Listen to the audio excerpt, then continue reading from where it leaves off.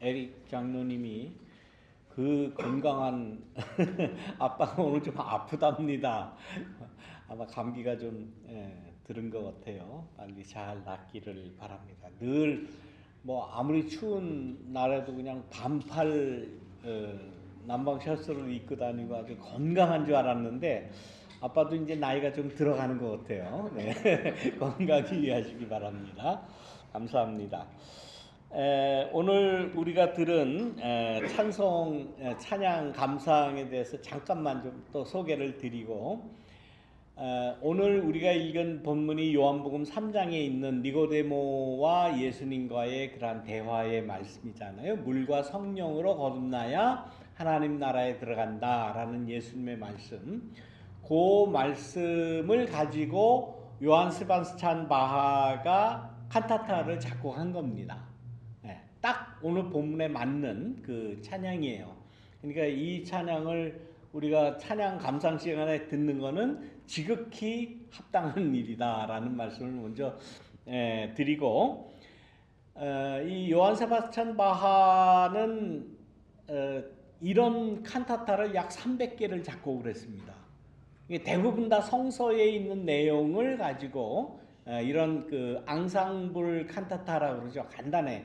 이 곡도 전체가 한 20분밖에 안 됩니다.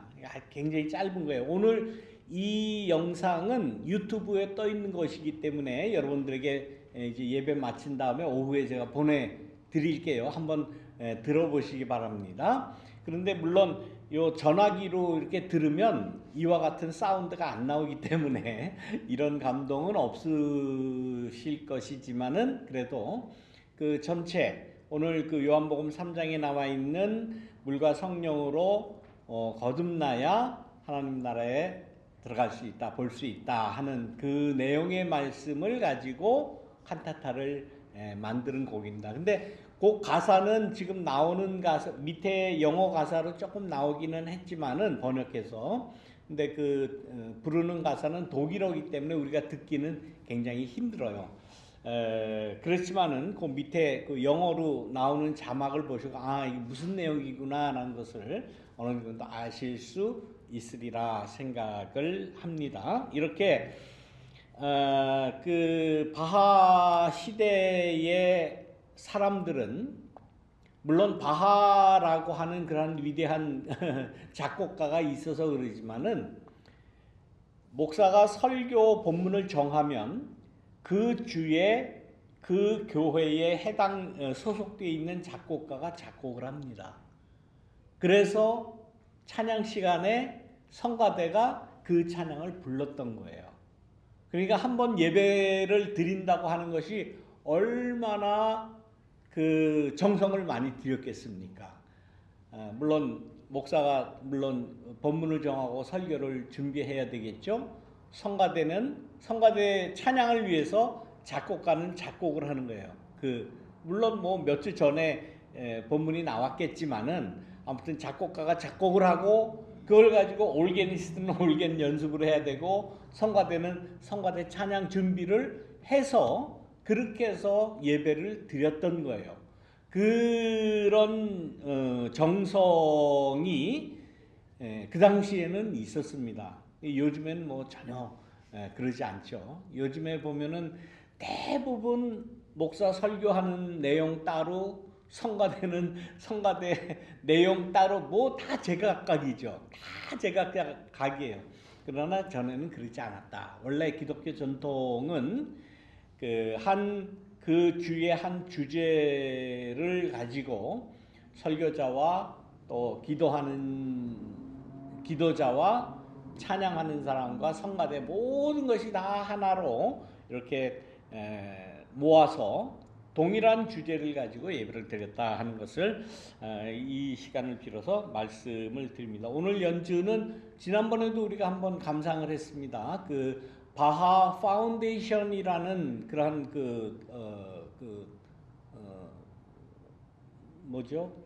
그런 그 단체가 있어요. 그래서 그 바하 파운데이션에서는 바하곡만 연주합니다. 이분들 오늘 나왔던 그분들은 이 바하 칸타타 혹은 바하곡만 연주를 하는 바하의 전문가들이다라는 것을 여러분들 그냥 알아주시기를 바랍니다. 오늘 우리가 읽은 이 요한복음 3장에 있는 이 말씀, 물과 성령으로 거듭나야 된다. 물론 니고데모라고 하는 바리새인과 예수님과의 대화를 1절부터 약 한 17절 정도까지 쭉 이제 이어가는 이 말씀입니다. 이 요한복음은 한 에피소드를 그리면서 굉장히 설명이 많아요. 굉장히 설명이 깁니다. 이 니고데모와의 대화도 그럴 뿐 아니라 그 이후에 나오는 여러 가지 에피소드, 우물가에서 만난 여인과의 그러한 대화라든지, 또 니고데모가 아니고 또 누구죠? 갑자기 이렇게 기억이 안 나네. 또 누구와의 대화도 굉장히 길고 자세하게 설명을 해요. 그러면서 요한복음 기자가 전하려고 했던 의도를 상당히 구체적으로 이렇게 이야기를 합니다. 그것은 무엇을 이야기합니까? 그만큼 이야기하고 싶은 그러한 내용이나 주장이 분명하다는 거예요. 요한복음은 그렇습니다. 요한복음이 그러면 언제 쓰여졌느냐? 예수님이 약 한 30세 정도까지 세상에 살으셨다고 우리가 대부분 이제 추정을 하고 있지 않습니까? 약 30세. 그러면 예수님 태어나는 그 때를 기준으로 해서 기원 전과 기원 후가 BC와 AC가 이렇게 나누어지지 않습니까? 이 요한복음이 쓰여진 때는 언제 문서로 요한복음이 쓰여졌는가 하면 100년에서 120년으로 추정을 해요. 그 모든 나오는 그러한 내용과 역사적인 사실을 이렇게 비교해 보면은 이 요한복음은 약 100년에서 120년 정도 사이에 쓰여졌을 것이다. 그러면 쉽게 말해서 예수님이 그 십자가 달려 죽으신 이후에 약 한 70년 이후에 쓰여진 거예요. 그러니까 70년 동안 그 시간이 지난 거예요. 예수님 십자가 달리신 이후에 70년이다 그러면은 초대교회가 많이 이제 생성이 이제 그 초대교회가 이루어져 가는 그때 아니겠습니까? 물론 많은 박해도 있기는 했지만 이 정도 약 한 70년의 시간이 지나는 동안에 우리가 알고 있는 이 신약 성서의 각 복음서라든지 혹은 바울 서신에는 나름대로 주장하는 바가 분명한 그러한 그 성격을 가지고 우리에게 다 전해집니다. 로마서는 로마서 나름대로 사도 바울이 기독교를 전하고 세우는 데 있어서 굉장히 철학적이고 교리적인 그러한 문제를 아주 강하게 주장을 하죠. 물론 로마서뿐만 아니라 고린도전후서라든지 갈라디아서라든지 그 요한복음이 쓰여지기 훨씬 전부터 바울의 그 글들, 바울의 서신들이 다 이미 완성이 된 시기입니다. 그러니까 사도 바울이 썼다고 하는 신약 성서가 약 13권의 성서, 바울 서신 거의 전부라고 볼 수 있죠. 그런데 그 각 바울 서신마다 나름대로 전하고자 하는 그 주제, 또 목적, 또 누구를 향해서 쓰여진 말씀인가는 대부분 다 이렇게 규정이 되어 있습니다. 갈라디아서는 갈라디아 교인들에게 쓴 거예요. 데살로니가 전서는 데살로니가 교인들에게 쓴 거예요.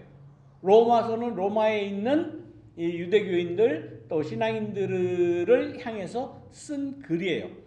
그 나름대로 바울 서신은 바울은 수신자, 그러니까 이 글을 받는 사람의 필요한 그 목적에 따라서 쓴 거예요. 이렇게 하다가 보니까 사도 바울의 주장이 일방적으로 전해졌어요. 그러다 보니까 이 초대교회 교인들이 어떤 생각을 하게 됐냐면 이거는 사도 바울의 주장이고 사도 바울의 가르침인데 우리가 따르고 우리가 구원자로 하나님의 아들로 섬기고 우리가 추앙하고 신앙의 대상인 분은 예수님이지 않느냐. 예수님에 대한 말씀을 좀 우리가 전해야 되지 않겠냐. 우리가 기록해야 되지 않겠느냐. 라고 해서 쓰여지기 시작한 것이 뭔가 하면 복음서예요. 사도 바울의 글이 먼저 쓰여졌습니다. 그리고 그 사도 바울의 글과는 달리 예수님에 대해서 좀 집중적으로 쓰자라고 해서 쓴 것이 복음서예요. 그 복음서도 마태, 마가, 누가, 요한복음 네 복음서가 있지 않습니까? 그 중에 제일 먼저 쓰여진 것이 마가복음이에요.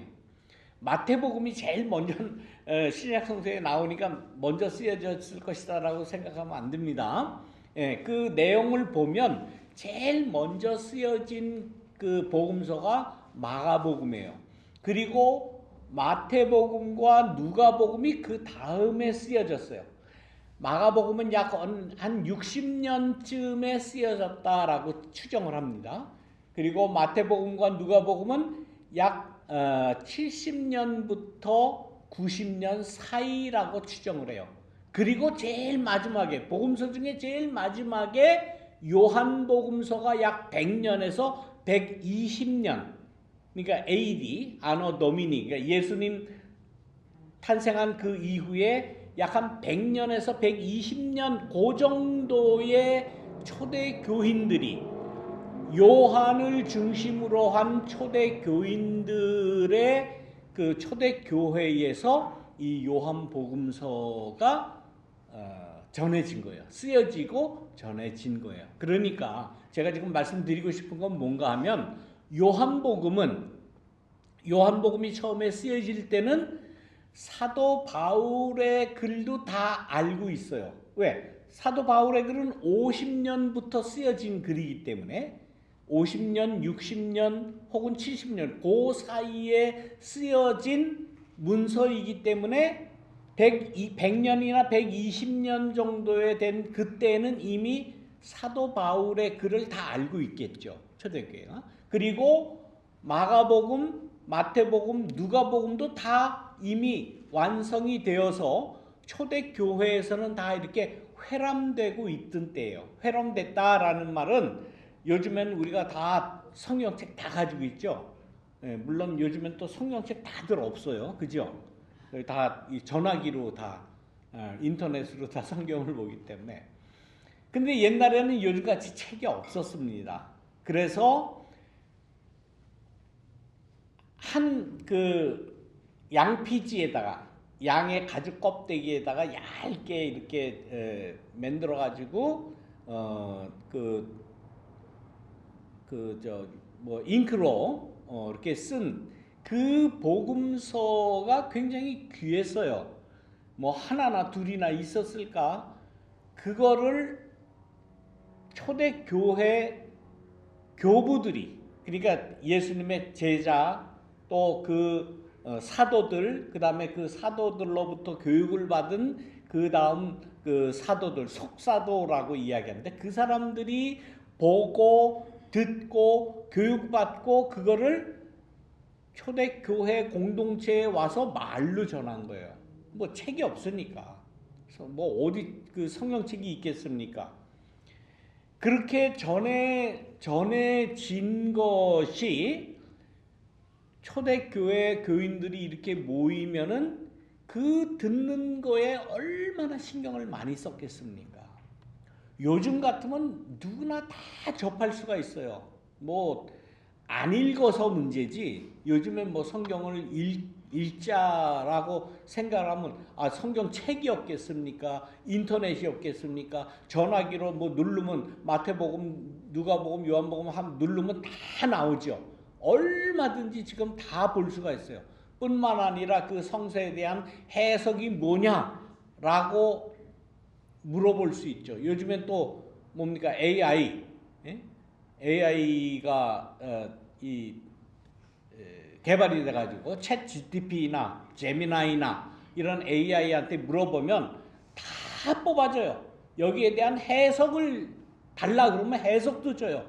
여기 이 본문에 대한 유명한 목사님의 설교문을 뽑아달라고 하면 다 줍니다. 안 봐서 문제지. 요즘에는 안 봐서 문제지. 모든 인포메이션이 다 들어가 있어요. 다 접할 수 있어요. 그러나 그 당시에는 요한복음이 전해질 그 당시에는 그런 인포메이션이 전혀 없는 거예요. 전혀. 오로지 사도가 가르쳐주는 그 구전, 오럴 트레디션이라고 하는 그 구전에 의해서만 들을 수가 있었던 거예요. 그러니 얼마나 그 인포메이션이 전달되는 그 통로가 제한적입니까? 굉장히 제한적이에요. 그러니까 어떤 사도가 어떤 이야기를 했느냐가 그 당시에는 기독교 전통이 되어버리는 거예요. 다 틀려요. 자, 오늘 제가 왜 이 복잡한 그 옛날 그 얘기를 하는가 하면, 오늘 본문 말씀에 보면 우리가 제목에도 나와 있듯이 물과 성령으로 거듭나야 된다라는 이 말씀. 이게 뭐야? 물과 성령으로 어떻게 거듭나느냐?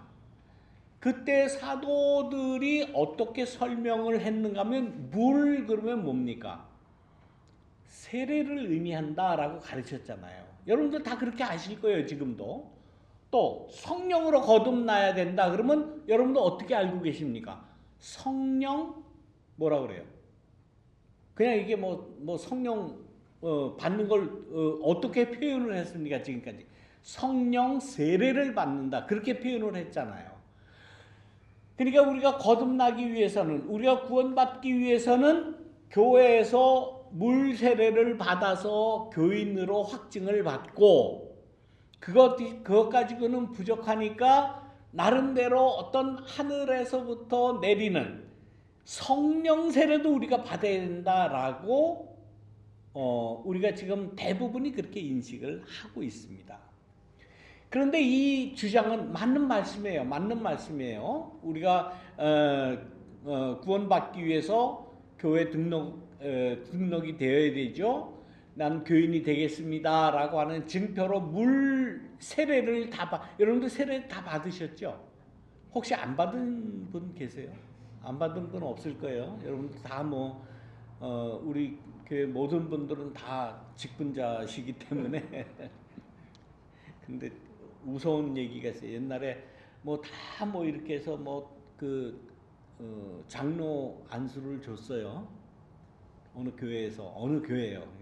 어느 교회라고 어느 교회에서 그랬는데 나중에 알고 보니까 세례를 안 받았다는 거야. 교회는 오래 남아가지고 교인들이 이분은 장로님으로 세워야 됩니다 라고 해서 장로를 세웠어요. 장로 안수까지 받았어요. 근데 나중에 알고 보니까 세례를 안 받았다네. 그런 일들이 비일비재합니다. 한국 교회에서는. 예.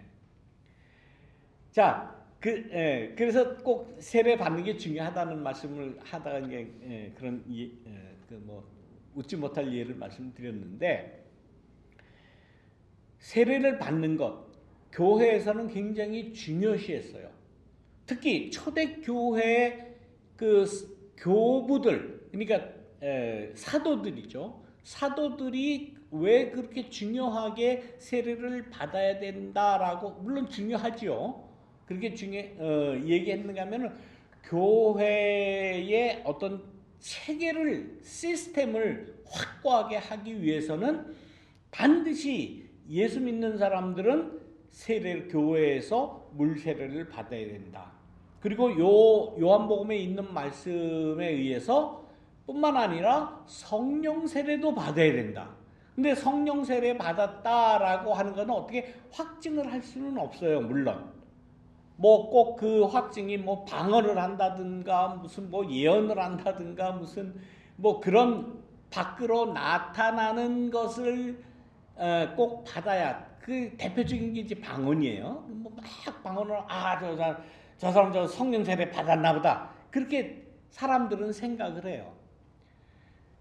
엄밀한 의미에서는 방언을 받은 거하고 그야말로 성령을 받은 거하고는 별개의 그 현상이죠.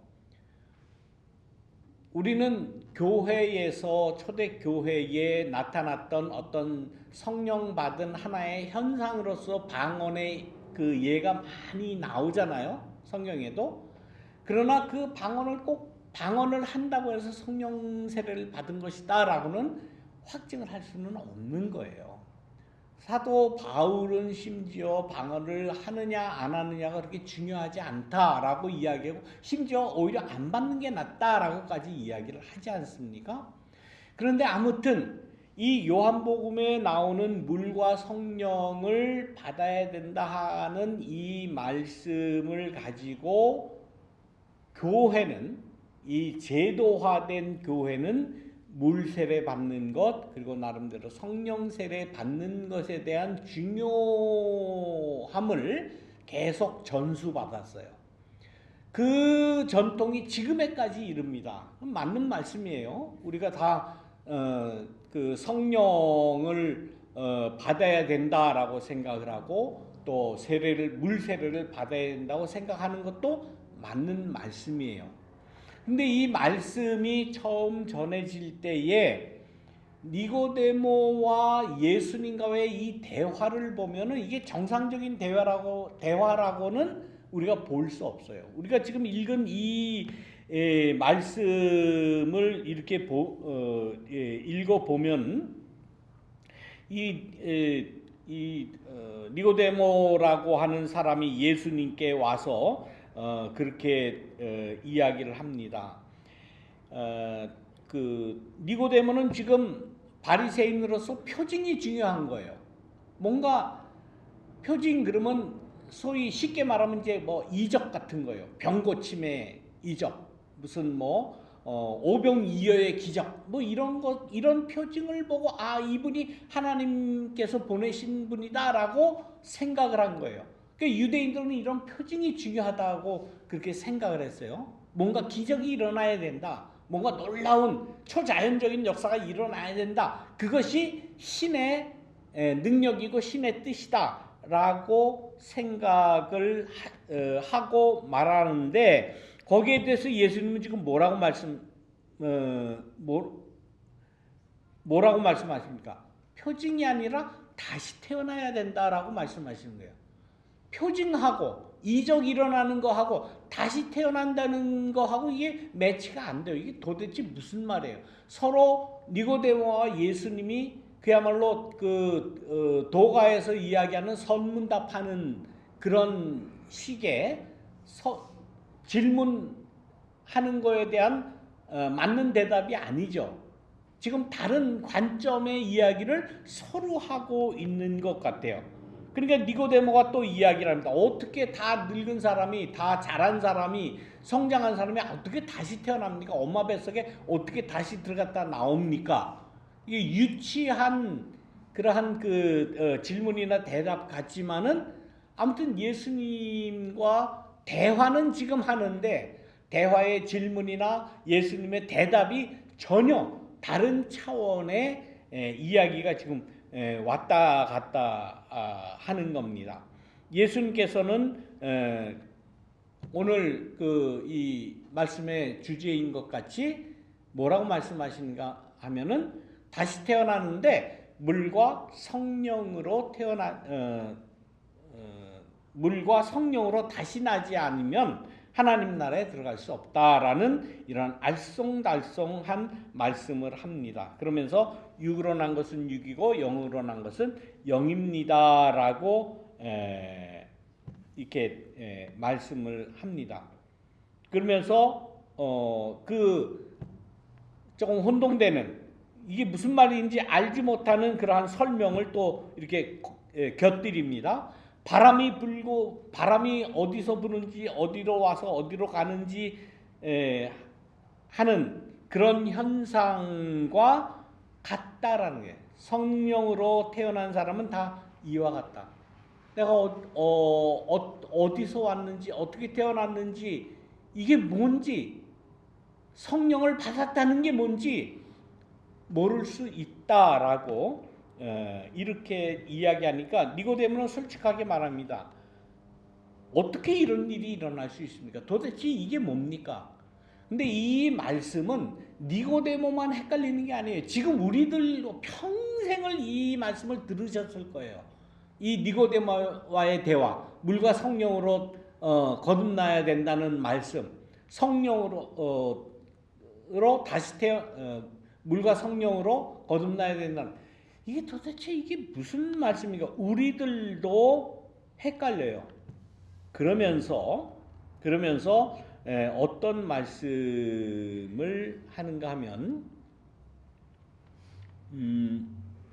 예수님께서 이런 말씀을 합니다. 그렇게 헷갈리는 말씀을 하시다가 내가 땅의 일을 지금까지 말하여도 대부분의 사람이 믿지 않고 알아듣지 못하는데 하물며 하늘의 일을 말하면 어떻게 당신들이 믿겠습니까? 어떻게 당신들이 이해를 하겠습니까? 라는 이런 하나의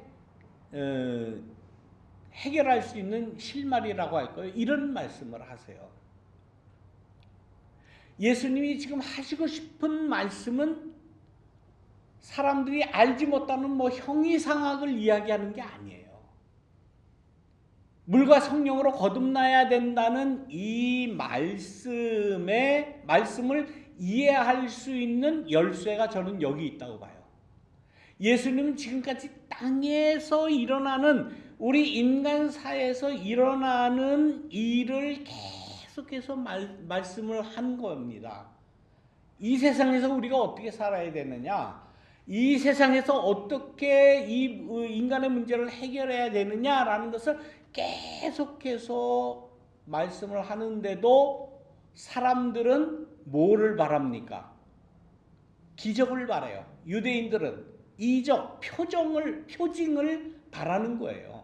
뭔가 기적이 일어나야 되지 않습니까? 뭔가 신비한 일이 일어나는, 성경 구약에 나오듯이 바다가 쫙 갈라져서 막 그 사람 가운데로 사람이 지나가고 예수님이 행하신 대로 막 안전뱅이가 벌떡벌떡 일어나고 병자가 일어나고 병이 낫고, 뭔가 그냥 그 놀라운 일이 계속해서 일어나야 되지 않습니까? 라고 니고데모뿐만 아니라 보통 사람은 그렇게 생각을 하는 거예요. 예수님은 그게 아니라는 겁니다. 땅에서 일어나는 일을 나는 그 공생활 동안 계속해서 이야기를 했다고 하는 거예요. 그런 의미에서 예수님이 말씀하시는 물과 성령이라고 간단하게 말씀하신 그 구원의 조건은 뭐냐? 세례라고 하는, 예수님도 세례 받으셨죠. 요한의 세례를 받을 때 그 세례가 일어날 때에 땅의 사건들이 무엇이었느냐를 생각을 해야 되는 거 아니겠습니까? 성령을 받았다. 초대교회 사람들이 성령을 받고 나름대로 변화되어서 예수는 죽지 않았다라고 담대하게 나가서 자기네들도 죽을지 모르는 그 위험을 쓰고 예수의 부활을 전했던, 성령을 받아서 예수의 부활을 담대하게 전했던 그 당시의 땅의 사건이 뭐냐라는 것을 알지 못하면 하나님 나라를 이해할 수도 없고 들어갈 수도 없다라는 말씀이라는 거예요. 우리는 신학 그러면 철학을 공부해야 신학을 할 수 있고, 형이상학이 뭔지를 우리가 깨달아야 이 형이상학보다 더 위에 있는, 철학보다 더 위에 있는 신학을 알 수 있고, 이런 이야기들을 서구의 신학에서는 지금까지 그렇게 가르쳤습니다. 그래서 플라톤이 중요하고 아리스토텔레스를 우리가 연구를 해야 되고, 현대에서는 칸트를 연구해야 되고 포이에르바하를 연구를 해야 그때야 신학을 이해할 수 있다. 이렇게 가르친 것이 서구의 신학이에요. 그러니까 그것을 평생 교회에서 목사들이 그렇게 가르쳤습니다. 그래서 신학이 뭐냐라 그러면 아유 그거는 보통 우리 교인들은 어떻게 아유 그건 신학자들이나 알아서 하십시오. 그건 철학자들이나 알아서 우리는 그런 거 한번 얘기해도 모르고 아예 별도의 세상으로 지식으로 그냥 치부해 버리는 경우가 많았던 거예요. 예수님이 말씀하시는 하나님 나라의 진리가 뭐냐? 그거는 그런 철학 안에만 있는 신학이라고 하는 그 범주 안에서만 깨달을 수 있는 그런 게 아니었다는 거예요. 예수님께서 우리에게 구원을 주시고 우리를 구원하시기 위한 실제적인 일은 지금까지 예수님께서 말씀하시는 것은 땅의 일을 말씀하신 거예요. 예수님은 땅의 일을.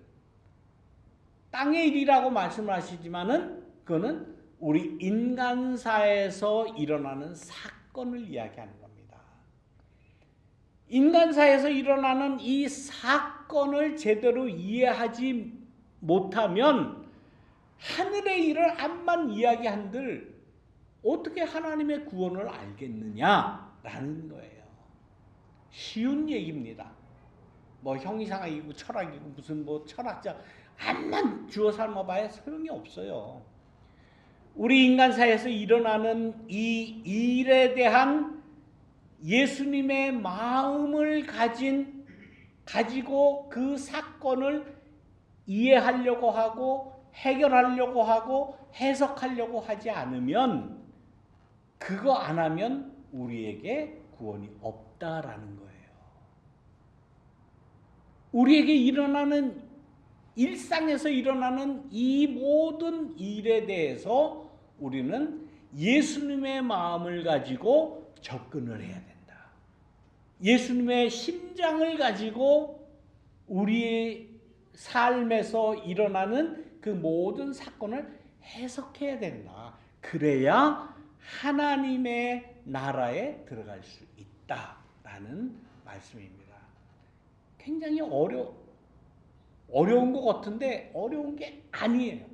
전혀 어려운 게 아니에요. 우리에서 일상에서 일어나는 일에 대해서 신앙적인 접근을 하려고 노력하시기 바랍니다. 내가 신앙을 가지고 내가 예수님의 마음을 가지고 이 사건을 내가 어떻게 접근하고 어떻게 이해하고 어떻게 해결을 해야 하느냐라는 그러한 요구와 문제 해결점을 가지고 살아가라. 그래야 하나님 나라에 들어갈 수 있다라는 그러한 말씀입니다. 니고데모는 바리새인이라고 그랬잖아요. 그 당시 바리새인은 굉장히 그 공부를 많이 한 사람입니다. 율법에 능통한 사람들이에요. 철학 공부 많이 한 사람들이에요. 신학 공부 많이 한 사람들이에요. 아주 법 공부도 많이 한 그런 사람들, 그런 사람이 이해할 수 없는 그러한 구원의 세계라는 것을 오늘 예수님이 말씀하시는 겁니다. 이 말씀을 준비하면서 어제 미국이 이란을 폭침을 했어요. 그래서 그 이름이 뭐죠? 하메네이. 예. 그 이란의 그 신정 정치를 37년간 그것도 참 대단해요. 그 사람도 37년간 아주 철통 정치를 했던 사람을 그냥 그 폭사를 했어요. 죽었답니다. 뭐 이란에서도 그렇게 발표를 하니까 이 세상에 일어나는 그 미국이 막강한 군사력을 가지고 한 나라의 지도자를 그냥 뭐 폭탄을 30발을 갖다 때렸대요. 뭐 어떻게 안 죽을 수가 없지요. 뭐 전 세계 어느 누구라도 이제는 아주 그냥 핀셋으로 딱 골라내듯이 그냥 딱 골라가지고 거기다가 폭탄을 30발 갖다 때려 부으니 어떻게 살아났겠습니까? 다 죽죠. 이런 사실을 내가 예수님의 마음을 가지면 이걸 어떻게 해석을 해야 되겠는가라는 질문만이라도 우리 갖자 하는 거예요. 예. 미국이 옳다, 이란이 옳다, 저는 그런 평가를 할 만한 그 사람은 아니에요. 나름대로 이 미국은 다 미국이 옳다고 그러고 이란은 이란이 옳다고 그러고 또 이란에서도 그 하메네이 맞습니까? 예. 하메네이 싫어하던 사람은 잘됐다고 뭐 춤추고 그런다고 그러잖아요. 미국에서는 트럼프 좋아하는 사람들은 지지하는 사람 트럼프 잘한다 가서 그런 놈들은 가 때려 부셔 죽여야 돼라고 할 거고 그렇지 않은 사람은 어떻게 다른 나라 그 정치 지도자를 그렇게 죽일 수가 있느냐라고 트럼프를 또 욕할 거예요. 나름대로 각자의 판단으로 저는 존중을 합니다. 그렇게 생각을 하세요. 그런데 저는 목사로서 이 말씀을 가지고 이 사건을 어떻게 바라봐야 하는 신앙적인 자세는 우리가 갖자는 거예요. 예수님의 마음을 가지고 이 사건을 바라보자는 거예요. 예수님도 내가 땅의 일을 지금까지 이야기했다 그러잖아요. 하늘의 이야기 안 했어요. 예수님은 이 땅에서 일어나는 인간들 사회에서 일어나는 이 땅을 이야기하는데도 여러분들 믿지 않고 뭐 기적을 바라고 뭐 하늘의 뜻이 어떻느니 신학은 어떻느니 이런 것만 자꾸 주워 삼고 하려고 하니 구원이 없다는 겁니다.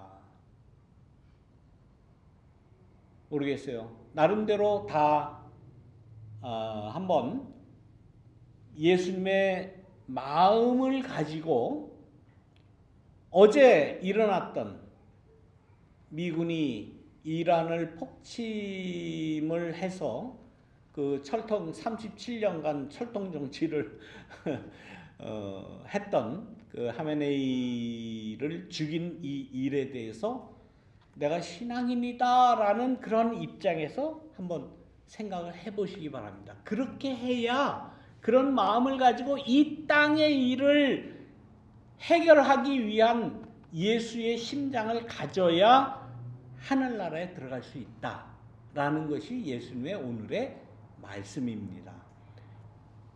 옳다고 이야기해라. 그르다고 이야기해라. 하메네이가 옳다.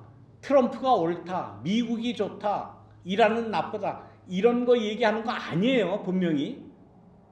예수의 심장을 가지고 나름대로 한번 판단을 해보시기를 부탁을 드리면서 오늘 이 물과 성령으로 성령으로 거듭나야 한다는 것은 종교적인 의식으로서 물 세례 받았느냐 성령 세례 받았느냐 그 얘기가 아니라 예수님이 평소에 이야기하셨던 내가 이 땅에 대해서 이야기하는데도 많은 사람 믿지 않고 교회의 의식을 제대로 했느냐 안수를 받았느냐 말았느냐 세례를 받았느냐 이거 가지고는 해결이 되지 않는다라는 그런 말씀이다.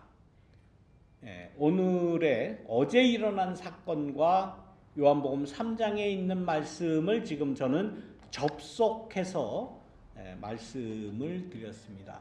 제가 어떤 대답을 드리는 거 아니에요. 분명히 그건 여러분들이 알아두시고 단지 예수의 심장을 가지고 예수의 마음을 가지고 이 땅에서 일어나는 일을 내가 대하고 해석하고 올바름이 무엇인지를 판단하겠다라는 그러한 신앙의 자세를 갖자 하는 그런 말씀을 드립니다.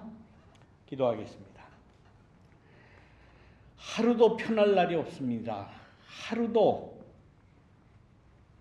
평안을 추구할 이런 마음의 평화를 가질 수가 없는 이 세상을 살아갑니다.